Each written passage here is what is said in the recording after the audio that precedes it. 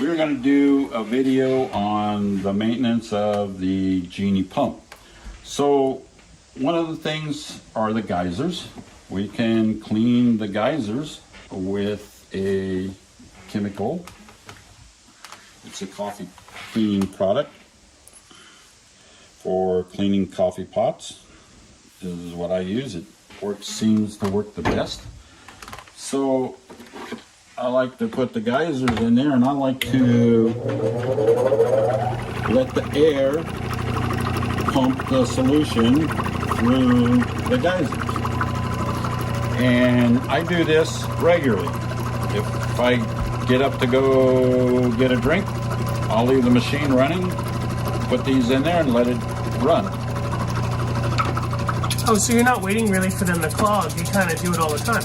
I do it all the time, so they stay clean. You can see right there as it's slowing down. Just a minute or two, huh? Yeah. And if you need be, you could take a little can of air and spray in the little holes after you clean it.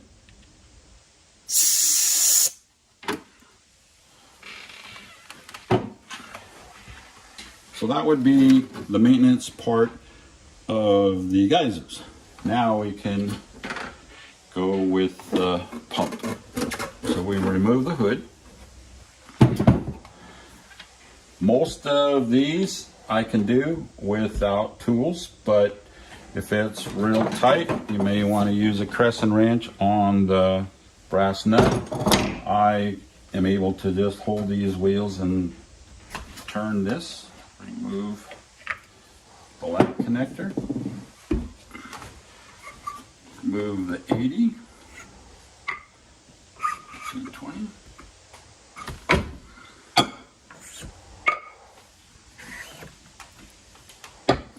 Now we have the pump. So to do maintenance on the pump, we want to rotate the pulley to line up the screw behind it.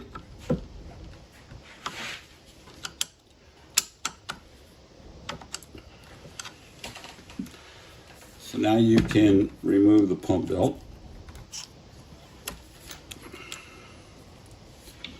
The pulley is a floating pulley, so you can just pull it, turn where the flat spots are, and then just pull this straight out.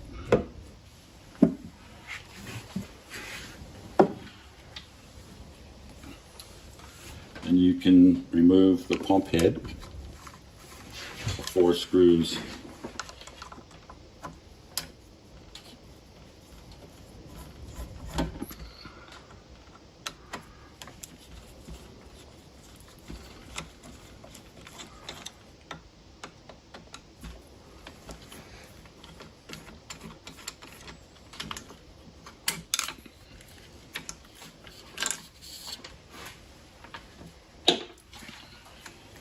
Have the cylinder, the gasket, and then we can remove the piston.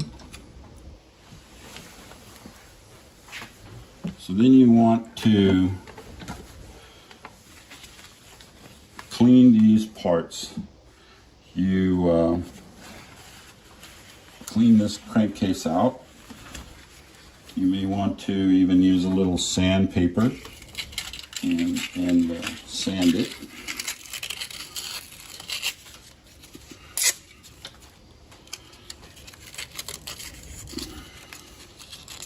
I'm using a fine sandpaper. I believe this is like a 320.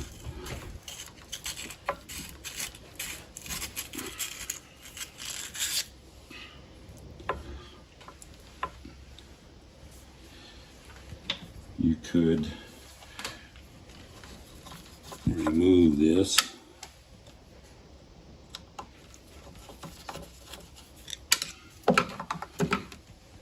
And then it's a little easier to clean.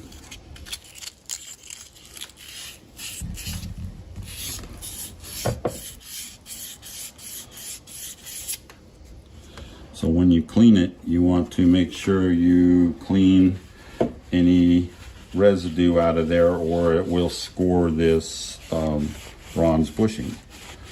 So you want to make sure that's good and clean. And you can put a little pump oil in there, a drop or so. Oop. And this pump oil, is this like 3 in This, 1? Or? no, this is, it has to be 30 weight non-detergent oil, or a white mineral oil would work.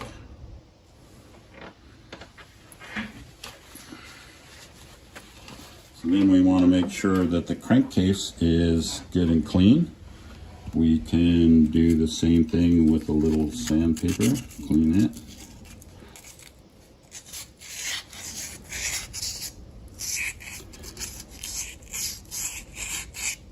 Make sure again that it's no residue. Little drop of oil. Put it all around. And we start putting it back together. So now we're going to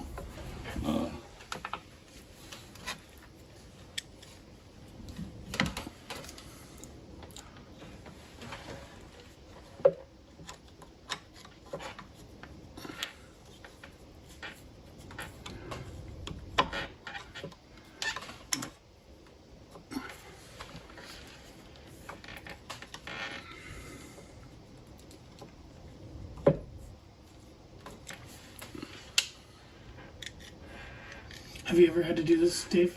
All the time. And so this is something you should probably do regularly, or do you wait for it to be a problem? I usually wait till it's a problem. It's kind of easy and quick, so I usually wait till it's a problem. Now, the hard part is putting this piston into this pulley. It's a blind hole, so you have to feed this pin into this bronze bushing, and you can't see Can you it, take that out for me? and you won't be able to see it. There we go. So this little hole that's in this shaft is to oil the little bronze bushing. So if you put that near the top, you kind of know where it's at. You get it started, fish the piston pin in there, you kind of feel it to go in the pulley, and then there you go, and then there you go. You made it look so easy. Usually takes me at least a half hour to 45 minutes to do that part. I called Jim, and Jim told me about the hole, and the hole would be right above the piston part. That saved me a bunch of time. So now the leathers could be replaced, and now would be a time to do it. You'd remove that screw and remove the leathers if you need be. You would put your cylinder back on, your gasket into the pump head, and then the pump head goes back on.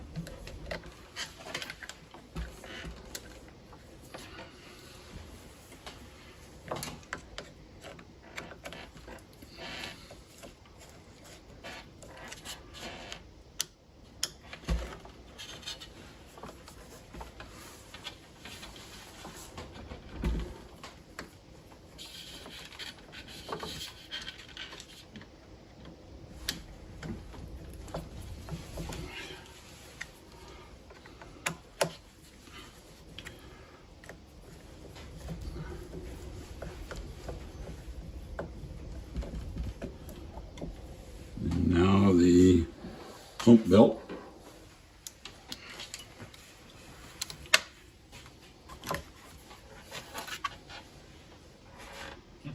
There's a rock I was missing.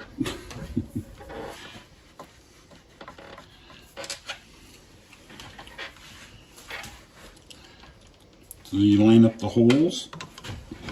You move the body of the pump up, tighten the screws. For the tension of the belt? For the tension of the belt, yes.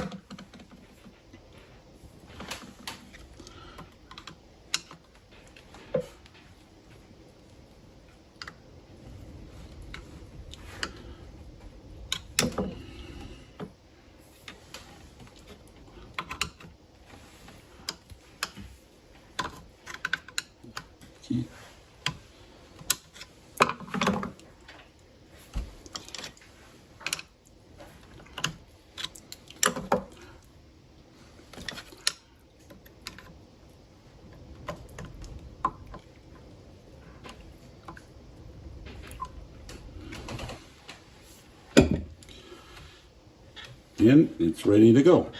So while it's off, you may want to clean your shaft with a sandpaper. Make sure it's good and clean.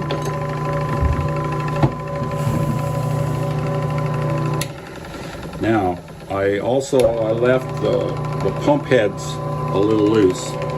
So it's a good idea if you change new leathers to leave that loose and get it working, and then let them kind of break in, and then slowly tighten the pump heads down.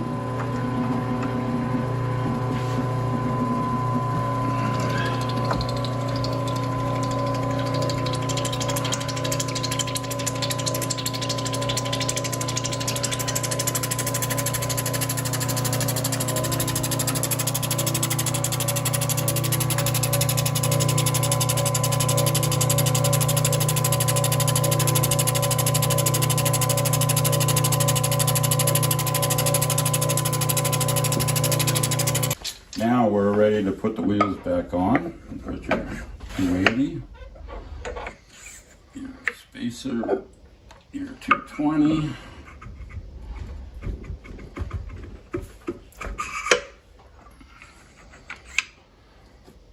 Not the cross-cut 80. Yes, and I use an 80 hex.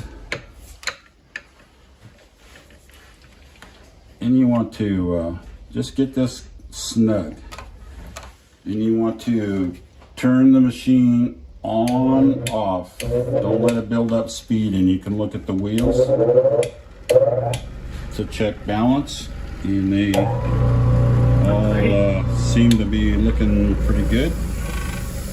And if they're not? If they're not, then you loosen the nut and rotate the wheel slightly.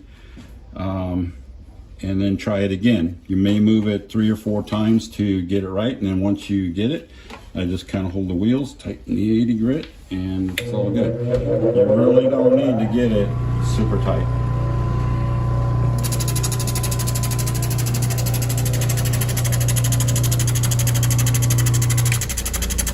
And we're ready to go.